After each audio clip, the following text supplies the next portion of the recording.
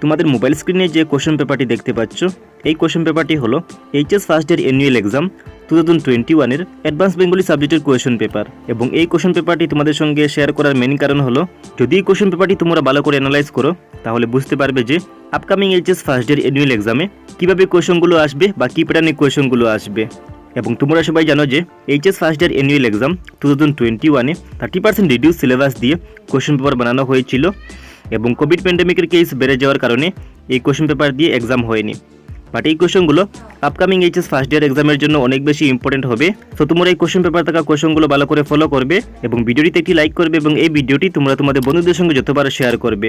এবং এইরকম video notification সবার আগে পাওয়ার জন্য তোমাদেরকে এই চ্যানেলটি সাবস্ক্রাইব করে বেল আইকনে প্রেস করে রাখতে হবে। সো এখন দেখে নাও যে এই কোশ্চেন পেপারে কী কী কোশ্চেন এসেছিল।